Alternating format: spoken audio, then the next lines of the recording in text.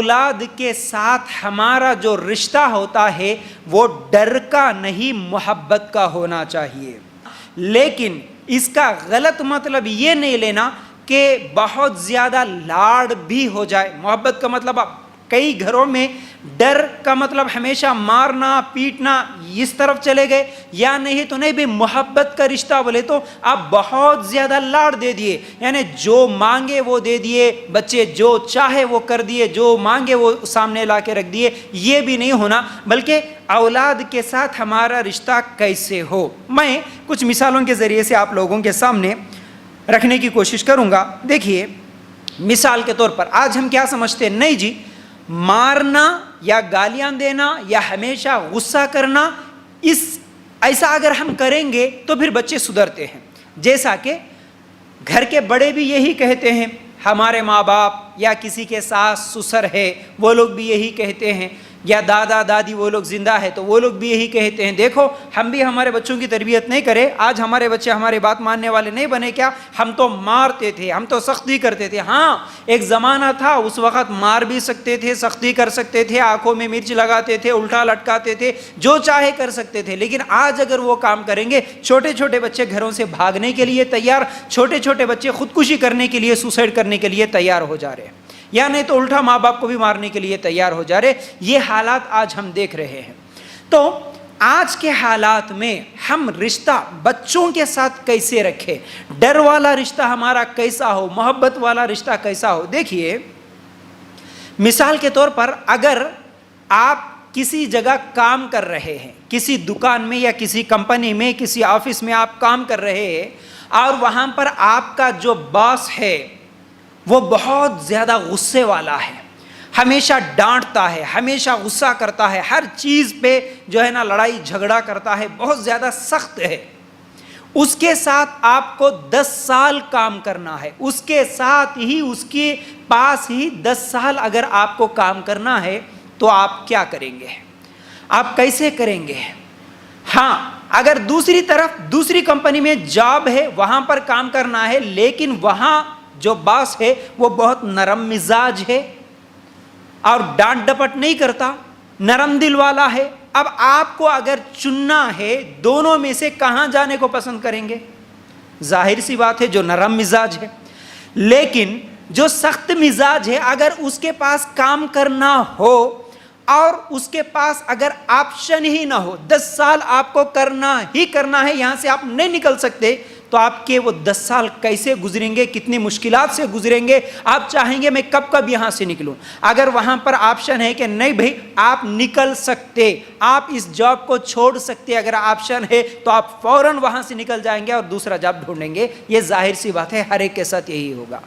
اب یاد رکھو، وہ جو سخت مزاج باس ہے، وہ جو بہت زیادہ جھگڑالو غصہ کرنے والا باس ہے، وہ آپ کے بچوں کے لیے اگر آپ ہے، مثال کے طور پر سوچو، آپ کا بچہ جس کے پاس آپشن نہیں ہے اب گھر چھوڑنے کا، آپ کے پاس آپشن تھا، آپ چاہے تو ڈیوٹی چھوڑ سکتے تھے، جاب چھوڑ سکتے تھے، دوسرے کے پاس چلے جا سکتے، لیکن آپ کا بچہ بچپن میں ہے، 1 سال کا، 2 سال کا، 4 سال کا، آپ اسے ڈانٹتے ہو، مارتے ہو، آپ اسے غصہ کرتے ہو، ہمیشہ بیچارے کو نہیں معلوم، اس کے پاس آپشن نہیں ہے، آپ کو چھوڑے وہ کسی اور دوسرے کے ماں باپ کے پاس جائے، وہ نہیں جا سکتا، تو اس کی زندگی کیسے گزرتی ہوگی؟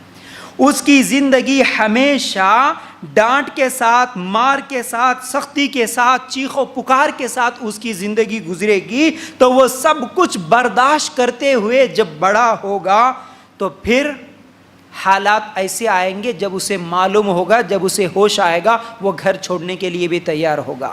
چھوٹے چھوٹے بچے، آج 10 سال کے بچے، 9 سال 8 سال کی عمر میں بچے بھاگ جا رہے، معلوم ہے آپ کو، پولیس اسٹیشن میں جا کے ماں باپ کے خلاف رو رہے، وہاں جا کے دیکھو میری ماں مجھے مارتی ہے ہمیشہ۔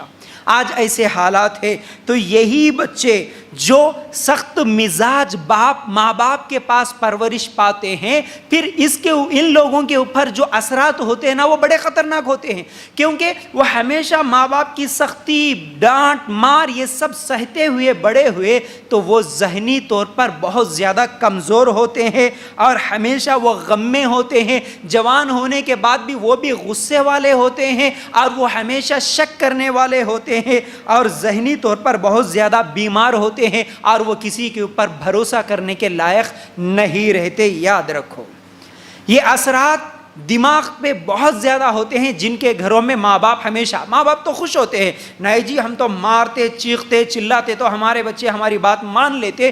ہاں آج وہ مان رہے کیونکہ ان کے پاس آپشن نہیں ہے, وہ برداشت کر لے رہے, لیکن اس کا اثر ان کے دماغ پہ بہت زیادہ خطرناک ہوگا. اس کا اثر اور کتنا خطرناک ہوتا ہے یاد رکھو جب بوڑھے ہو جائیں گے, ماں باپ اگر بوڑھے ہو جائیں گے اس وقت اس کے اثرات پورے باہر آنا شروع ہو جائیں گے. کیوں کہ آپ نے جو ڈپازٹ کیا اس کے اکاؤنٹ میں جو ہے وہی پھر نکلے گا جب آپ بوڑھے ہو جائیں گے. آپ نے اس کے اکاؤنٹ میں کیا ڈپازٹ کیا, زندگی بھر بچپن سے کیا ڈپازٹ کیا, آپ اسے مارتے گئے, آپ اس کے اوپر چیختے گئے, چلاتے گئے, غصہ کرتے گئے, اب یہ تمام چیزیں اس کے اکاؤنٹ میں ڈپازٹ ہو گئے. جب آپ بوڑھے ہو جائیں گے تو پھر وہ بھی آپ کے اوپر چیخے گا, چلائے گا, ڈانٹے گا, مارے گا, یعنی تو آپ کو گھر سے باہر نکالے گا. ایسے حالات ہم دیکھ رہے ہیں, اللہ کے لیے غور کرنا. اب اس کا مطلب یہ نہیں ہے کہ اچھا ٹھیک ہے ہم ماریں گے نہیں, بالکل ہم ڈانٹیں گے نہیں, کیا ہم کبھی غصہ ہی نہیں کریں گے ہمارے بچوں کو؟ تو جو لوگ نرم مزاج ہوتے ہیں, جو لوگ ڈانٹتے نہیں مارتے نہیں, کیا ان کے بچے سب سیدھے رہتے, سدھر کے رہتے؟ کیا ان کے بچے نہیں بگڑتے ان کے بھی بچے بگڑتے, لیکن ان کے بچوں کی بگڑنے کی وجہ زیادہ لاڑ, محبت کرنا, ایک طرف سخت مزاج نہیں رہنا, ہمیشہ ڈانٹنا مارنا نہیں کرنا, لیکن دوسری طرف یہ نہیں ہے کہ اب ہم ہمارے بچوں کو کبھی غصہ ہی نہیں کریں گے, ہمارے بچوں پہ کبھی ناراض ہی نہیں ہو جائیں گے, جو مانگے وہ دے دیں گے ہمارے بچوں کو. یہ ہمارے بچوں سے ہماری محبت ہے. یہ زیادہ لاڈ جو ہوتا نا, اس کی وجہ سے بھی پھر اور زیادہ خطرناک نقصان ہوتا, ان کے بھی بچے بگڑ جاتے ہیں. یاد رکھو آپ بچوں کے ساتھ کیسا رشتہ رکھے. دیکھیے آپ سیرت پہ اگر غور کریں گے, ہمارے نبی صلی اللہ علیہ وسلم کی زندگی پر آپ غور کریں گے, ہمارے نبی صلی اللہ علیہ وسلم کے پاس انس رضی اللہ تعالیٰ عنہ, معلوم ہے انس رضی اللہ تعالیٰ عنہ 10 سال اللہ کے رسول صلی اللہ علیہ وسلم کی خدمت میں 10 سال تھے, اور وہ کہتے ہیں کہ بچپن سے وہ اللہ کے رسول صلی اللہ علیہ وسلم کے پاس تھے. انس رضی اللہ تعالیٰ عنہ کہتے ہیں کہ 10 سال میں نے میرے نبی صلی اللہ علیہ وسلم کو مجھ پر کبھی غصہ کرتے ہوئے, ڈانٹ ڈپٹ کرتے ہوئے کبھی نہیں دیکھا. حالانکہ بچے تھے, غصہ آ سکتا ہے, کئی مرتبہ ایسا ہو سکتا ہے, لیکن اللہ کے رسول صلی اللہ علیہ وسلم نے کبھی انس رضی اللہ تعالیٰ عنہ کو غصہ نہیں کرے. بلکہ آپ پوری سیرت دیکھیے, اللہ کے رسول صلی اللہ علیہ وسلم کبھی کسی بچے کو ہاتھ اٹھا کے مارے نہیں. ہمارے نبی صلی اللہ علیہ وسلم کی زندگی میں مار نہیں ملتی, آپ کو یاد رکھو, نہ بیویوں کو نہ بچوں کو. یہ بھی یاد رکھو. بہت سارے لوگ دلیل دیتے نہیں مارنے کا حق ہے بیوی کو, اگر حق ہے تو اللہ کے رسول صلی اللہ علیہ وسلم کبھی مارے کیا؟ اگر آپ دیکھتے سیرت ہمارے لیے نمونہ ہے. ہمارے نبی صلی اللہ علیہ وسلم کے پاس چھوٹے بچے عبداللہ ابن عباس رضی اللہ تعالیٰ عنہ, زید بن حارث رضی اللہ تعالیٰ عنہ, عبداللہ ابن عمر رضی اللہ تعالیٰ عنہ اور انس رضی اللہ تعالیٰ عنہ, یہ سب چھوٹے بچے تھے. اس کے علاوہ نواسے حسن اور حسین رضی اللہ تعالیٰ عنہ, ان کی پوری سیرت آپ دیکھو, اللہ کے رسول صلی اللہ علیہ وسلم ان بچوں کو کبھی نہیں مارے, بغیر مار کے ہی ان کی تربیت کرے اللہ کے رسول صلی اللہ علیہ وسلم. نہیں مارنے کی وجہ سے پھر وہ صحابہ کبھی بگڑے نعوذ باللہ, کبھی کوئی برے اخلاق میں چلے گئے نعوذ باللہ, کبھی گناہ کر لیے, نہیں, بغیر مار کے بھی ان کی تربیت ہو سکتی ہے. وہ کیسے؟ یہی تو ہم لوگوں کو اصل میں ماں باپ کو سیکھنا ہے اصل میں بچوں کی تربیت کیسے کریں. یاد رکھو, دیکھیے بہت بڑی غلطی کرے تو کبھی مارے, یہ الگ مسئلہ ہے, لیکن اس کا مطلب یہ نہیں کہ ہمیشہ جو ملے اس سے مارے, جب چاہے تب مارے, ایسا نہیں ہونا چاہیے. دیکھیے مار کے بدلے یہ بھی ہو سکتا نا کہ ان کی کوئی پسندیدہ چیز لے لیے. ٹھیک ہے بیٹا آپ کو یہ چیز پسند ہے, لیکن آپ ضد کر رہے نا, آپ کو یہ چیز نہیں ملے گی.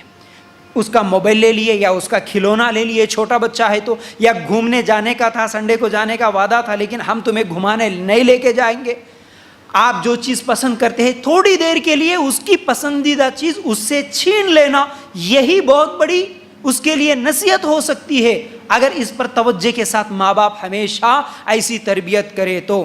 ایک چھوٹی سی ایک اور بات بھی سمجھنے کی کوشش کیجئے, اگر اگر آپ کا بچہ بغیر مار کے، بغیر تھپڑ کے، بغیر چونٹی لیے آپ کی بات نہیں مان رہا، اگر ایسے حالات آج ہے تو سمجھو آپ کا بچہ آپ کے ہاتھ سے نکل گیا. پھر تربیت میں بہت بڑی غلطی ہو گئی. پھر آج اگر کوئی بچہ ایسا ہے بغیر مار کے سنتا ہی نہیں تو سمجھو کہ پھر وہ نکل گیا ہاتھ سے، اس کی تربیت غلط تربیت ہو گئی. پھر وہ اب اس کا سدھرنا، اب اس کا بات ماننا بہت زیادہ مشکل ہے. اس کے اوپر پھر بہت زیادہ توجہ دینے کی ضرورت ہے. یہ نہیں ہے کہ ٹھیک ہے اب تو مار کے بغیر نہیں سن رہا، اب اس کو ہم پوری زندگی ایسے ہی مار مار کے ہی اس کو بڑا کریں گے، مار مار کے ہی اس کی تربیت کریں گے، تو پھر اس کے خطرناک نتائج ہوں گے جب وہ جوان ہو جائے گا یا آپ بوڑھے ہو جائیں گے اس وقت. یاد رکھو کیسی ہونا اصل میں تربیت.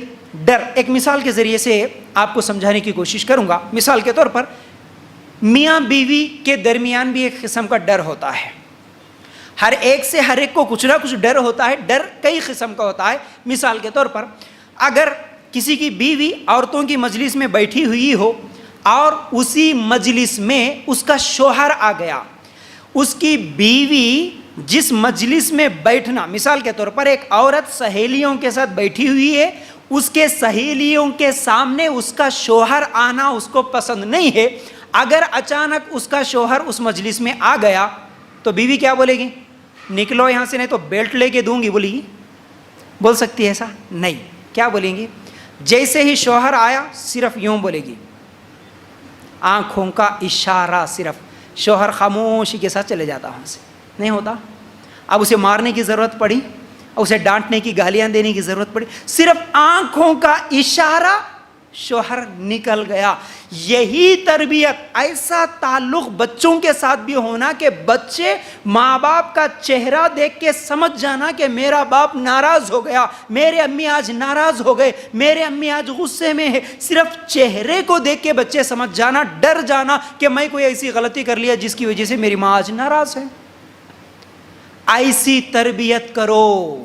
ہمیشہ مارنا، چیخنا، چلانا، ڈانٹنا، تھپڑ، یہ تمام چیزیں بچوں کے اوپر بڑے خطرناک اثرات چھوڑتے ہیں، یاد رکھو. تو بہرحال یہ 9ویں چیز ہے. اولاد کی تربیت میں رشتہ کیسے ہونا؟ محبت کا ہونا، ڈر والا رشتہ، ڈانٹ ڈپٹ گالی مار والا رشتہ نہیں ہونا.